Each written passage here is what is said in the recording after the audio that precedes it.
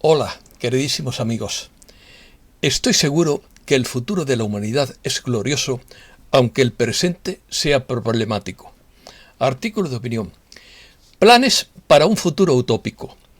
Comenzó en los años 50 en la Marina. Se quiere alcanzar ese futuro galáctico en 2060. La flota estelar protegerá actividades comerciales. Nueva generación de vehículos espaciales para 2030. Las 8 flotas de la Armada se llaman Guardián Solar. El hacker británico Gary McKinnon vio una de las naves. Rusia y China no consiguen apoyo para su alianza espacial. Miles acuden al aeropuerto de Kabul en vísperas de la retirada. Consternación mundial por el atentado en el aeropuerto de Kabul. Sidney Powell, Lin Wood y otros abogados sancionados en Michigan. La ONU concluye que la inhabilitación del juez Garzón fue arbitraria. Comenzamos. Los planes para un futuro utópico del tipo Star Trek que se debería lograr para el año 2060 empezaron con la Marina estadounidense en la década de 1950 y se reveló más recientemente en las recomendaciones de un taller sobre el futuro del espacio, según el Dr. Michael Salla. El resultado de las reuniones de Júpiter es que ahora existe un marco internacional integral para la creación de un futuro utópico y no distópico. Esto requiere la creación de un mando militar político unificado en el espacio. La futura flota estelar ofrecería protección militar para actividades espaciales, comerciales y civiles. Mientras tanto, un intento de Rusia y China de establecer su propia alianza espacial multinacional a través de una estación de investigación lunar conjunta no ha logrado obtener apoyo internacional suficiente. Definición. Una utopía es la representación imaginativa de una sociedad futura de características favorables para el bien humano.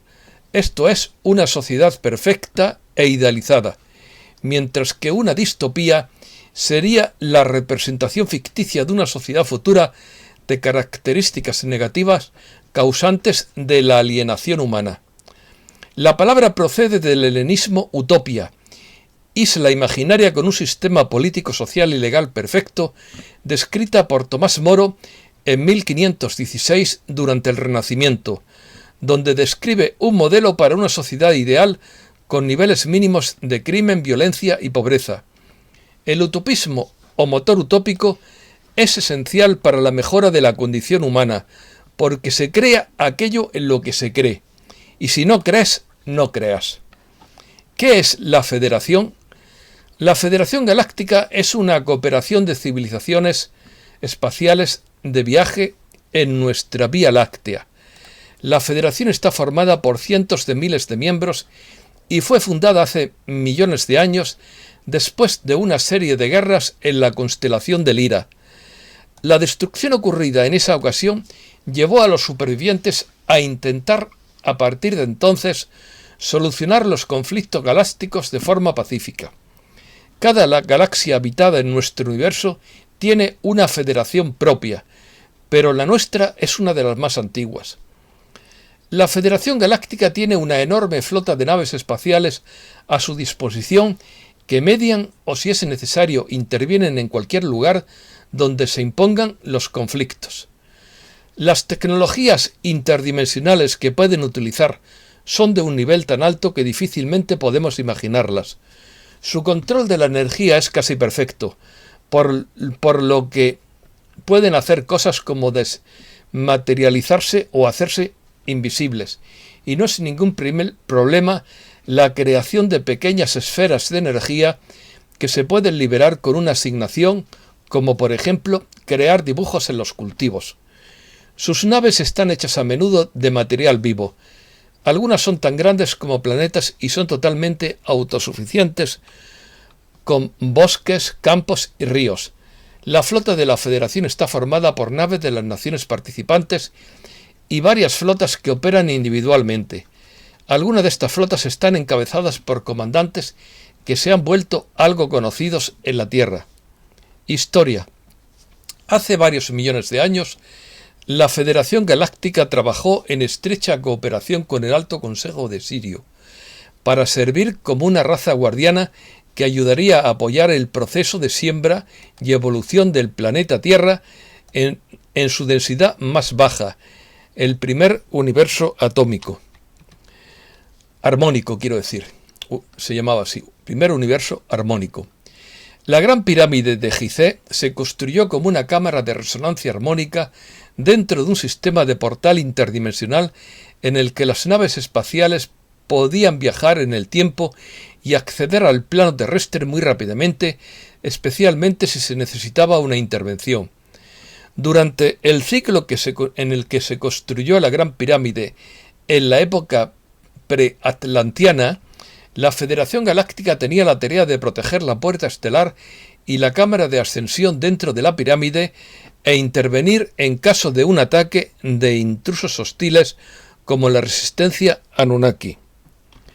La Gran Pirámide fue una escuela de misterios para el programa de ascensión espiritual de la llama azul Melquisedec y para acelerar el ensamblaje del ADN para el paso del portal a través del portal de la Tierra interna que estaba debajo de la Esfinge.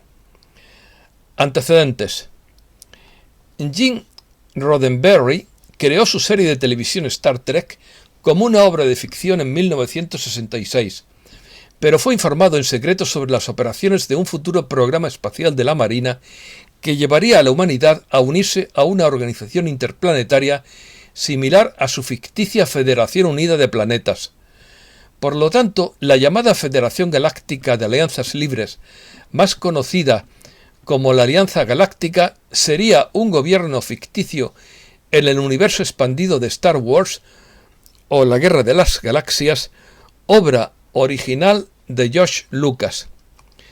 Star Trek fue una franquicia de medios creada por Gene Roddenberry.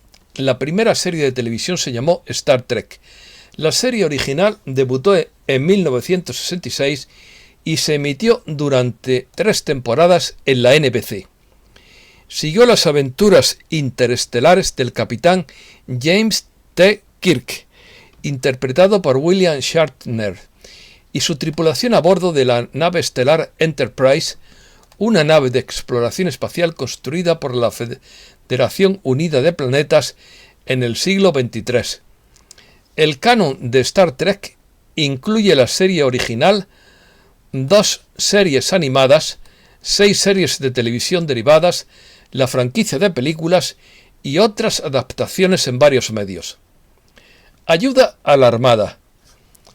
Desde 1950 hasta 1963, la Federación Galáctica ayudó en secreto a la Armada a diseñar y construir futuras flotas de vehículos espaciales, destructores y naves de apoyo con capacidad interestelar, según William Tompkins.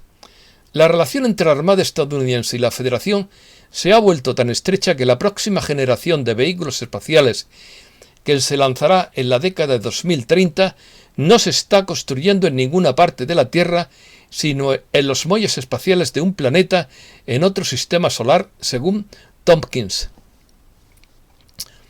En marzo de 2019, el Mando Espacial de la Fuerza Aérea Estadounidense organizó un taller sobre el futuro del espacio que examinó 8 escenarios de lo que sucedería en el espacio durante los próximos 40 años. Se evaluó cada escenario en términos de su impacto civil, comercial y militar en la Tierra y en el espacio. Asistieron al taller 60 expertos de múltiples programas espaciales, nacionales, corporaciones aeroespaciales y organizaciones militares de todo el mundo. De los 8 escenarios, los expertos eligieron un futuro de Star Trek como resultado óptimo. La creación de una alianza espacial multinacional, los acuerdos de Artemisa, la intervención de la Federación Galáctica de Mundos Habitados y una guerra temporal desconocida que implica a la Tierra, la Luna y Marte, se encuentran entre algunos de los desarrollos espaciales recientes relevantes para el futuro de Star Trek en el desarrollo para la humanidad. Hoy en día, las 8 flotas de los grupos de batalla espacial de la Armada son ampliamente conocidas como Guardián Solar o Solar Warden y están dirigidas por vehículos espaciales con forma de cigarro.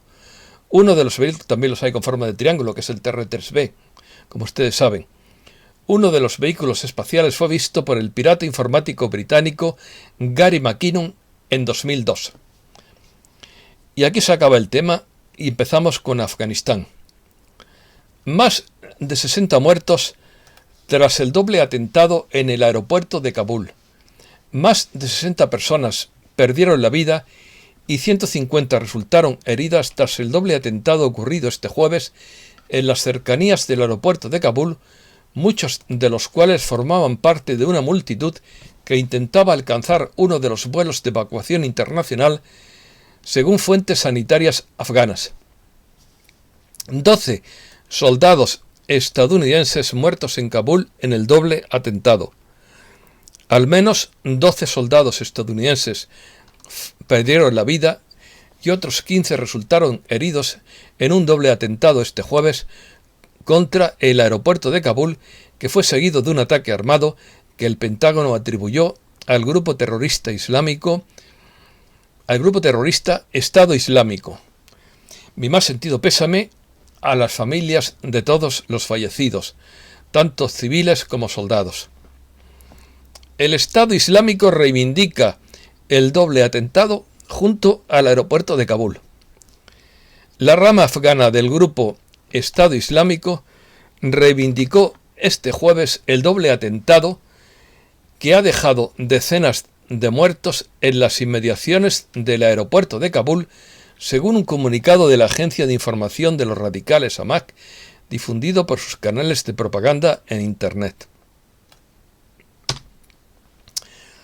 Perseguirán al Estado Islámico. Los comandantes militares estadounidenses prometieron perseguir al Estado Islámico después del ataque suicida con bomba en el aeropuerto de Kabul, reivindicado por el grupo militante, incluso mientras las fuerzas estadounidenses continuaban con las evacuaciones de Afganistán. Se esperan nuevos ataques del Estado Islámico en Kabul. Estados Unidos espera que el Estado Islámico emprenda más ataques terroristas en Kabul, sostuvo Kenneth McKenzie Jr., jefe del Mando Central de Estados Unidos, CENTCOM.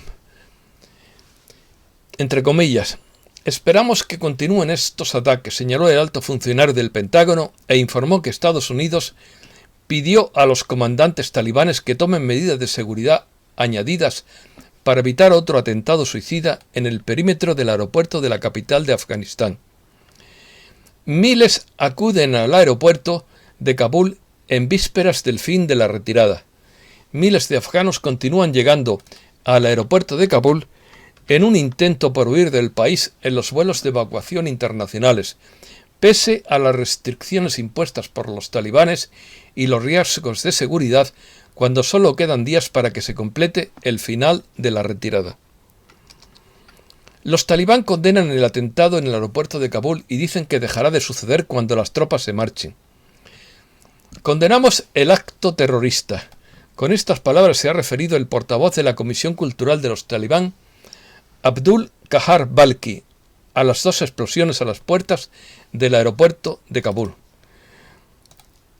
La comunidad internacional consternada por el doble atentado en el aeropuerto de Kabul. La comunidad internacional se muestra consternada por el doble atentado ocurrido en las afueras del aeropuerto de Kabul y orquestado por el grupo Estado Islámico, también conocido como Daesh. La presidenta de la Comisión Europea, Ursula von der Leyen, ha condenado el ataque y pide a los países aliados trabajar conjuntamente para evitar el resurgimiento del terrorismo en Afganistán. La Unión Europea insiste en crear vías seguras hasta el aeropuerto de Kabul tras el atentado. El presidente del Consejo Europeo, Charles Michel, expresó este jueves su preocupación por Charles Michel, porque parece francés. Su preocupación por el atentado en las inmediaciones del aeropuerto de Kabul, que ha dejado varias víctimas mortales, y reiteró la petición de la Unión Europea de garantizar vías de acceso seguras hacia el aeródromo. El Reino Unido continuará con las evacuaciones de Kabul a pesar del ataque. El primer ministro británico Boris Johnson dijo que su gobierno continuará su operación de evacuación en Afganistán después de que presuntos terroristas suicidas atacaron las abarrotadas puertas del aeropuerto de Kabul, matando al menos a 13 personas e hiriendo a decenas el jueves. Reabren los bancos afganos. Después de más de una semana de cierres, los bancos en Afganistán están comenzando a reabrir, atrayendo multitudes de cientos de personas ansiosas por finalmente tener dinero en efectivo físico en sus manos una vez más. Las instituciones financieras en Kabul cerraron en gran parte la tarde del 15 de agosto, justo antes de que el expresidente Ashraf Ghani huyera y los talibanes llegaran a la capital. Los bancos de Afganistán se preparan para el caos. Los bancos de Afganistán, fundamentales para la recuperación del país de la crisis, se enfrentan ahora a un futuro incierto, dicen sus banqueros, con dudas sobre todo desde la liquidez hasta el empleo de personal femenino después de que los talibanes llegaron al poder. Los periodistas afganos comienzan un capítulo incierto bajo el régimen talibán. Los periodistas se preguntan si quedarse o irse, después de que los talibanes afganos, conocidos por sus restricciones a los medios, hayan llegado al poder. Pilotos de drones estadounidenses filtran imágenes de ataques aéreos en Afganistán. La investigación fue realizada por Connecting Bets, que entrevistó a varios operadores, abogados militares y controladores de ataque terminal conjunto de la Fuerza Aérea. Pilotos de drones filtraron el vídeo de ataques que fueron realizados en 2019 en Afganistán y provocaron la muerte de varios civiles, entre ellos al menos de un niño. 843 afganos han sido derivados a centros de acogida en diferentes regiones españolas. Un total de 718 afganos han sido ya derivados a centros de acogida del Ministerio de Inclusión, Seguridad Social y Migraciones y distribuidos entre 14 comunidades autónomas, a los que se suman 125 más que estaban previstos para este jueves. Economía. La bolsa cierra a la baja poniendo fin al repunte en Afganistán. Wall Street perdió terreno el jueves, poniendo fin a una racha de máximos históricos de cierre por preocupaciones sobre los acontecimientos en Afganistán, mientras que los temores de un posible cambio en la política de la Reserva Federal provocaron una venta amplia pero superficial. Estados Unidos continúa con un crecimiento del 1,6% en su segundo trimestre del año. La economía estadounidense continúa su gradual recuperación con un crecimiento del 1,6% de su Producto Interior Bruto en el segundo trimestre del año, informó este jueves el Departamento de Comercio. El dólar se quedará sin vapor a medida que la Fed apriete los precios. El dólar subió el jueves a medida que se acerca el simposio de la Fed en Jackson Hole, pero no es probable que la zanahoria de la reducción de los bonos de la Fed salve al dólar, ya que las buenas noticias para la moneda de reserva se están agotando.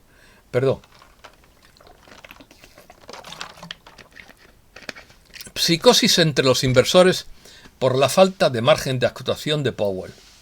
Los halcones de la Fed se dan vueltas antes del discurso de Powell mientras presionan por una reducción de los bonos. El ala agresiva de la Reserva Federal utilizó el día antes de un discurso de alto nivel del presidente para instar al Banco Central a comenzar a reducir las compras de bonos que sienten que se han vuelto ineficaces, que no son francamente dañinas.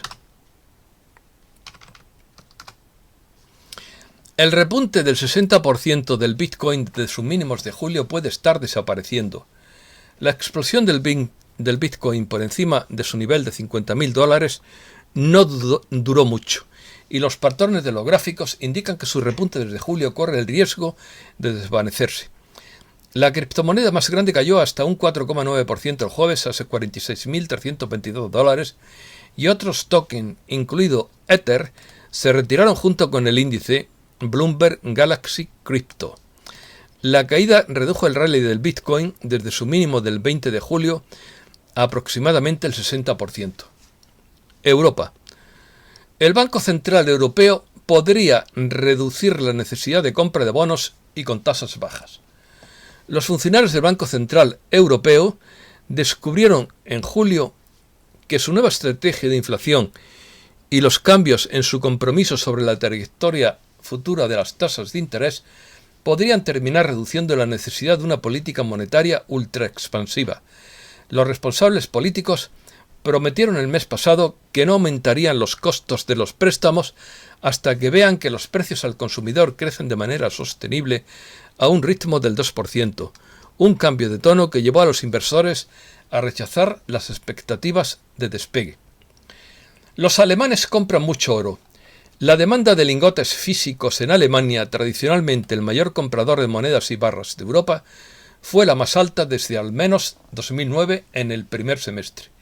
Si bien las compras en otros mercados occidentales también han sido fuertes, los alemanes en particular están invirtiendo en el metal como cobertura contra el aumento de la inflación y los comerciantes dicen que el negocio sigue siendo bueno. Los españoles dejarán sin canjear pesetas por valor de 1.575 millones de euros. Los ciudadanos españoles han dejado sin canjear billetes y monedas de peseta por valor de 1.575 millones de euros una vez concluido el pasado 30 de junio el plazo para efectuar el cambio, según datos del Banco de España. Este dinero ya ha dejado de tener valor y se ha convertido en un mero valor filatélico. Los salarios españoles suben un 1,5%, filatélico numismático. Quiero decir que los salarios españoles suben un 1,5%, la mitad que la inflación. Apenas 568.000 trabajadores españoles disfrutan de aumentos de sueldo que les permitan compensar o batir la subida de precios en el último año, espoleada por el aumento de la factura de la luz y los precios de los carburantes, según Pablo Cereal. El boicot de China a Australia ha redirigido los flujos mundiales de carbón. Desde que Pekín instituyó un boicot no oficial del carbón australiano en octubre pasado en una gran escalada del conflicto comercial de los dos países, los flujos comerciales de carbón han sufrido una reorganización importante. Si bien las importaciones chinas de carbón australiano se han reducido a cero, las importaciones de otros países se han disparado para llenar el vacío. Después de todo, el carbón representa casi el 60% del consumo de energía de China, por lo que su suministro constante es fundamental para la seguridad energética del país. Miscelánea.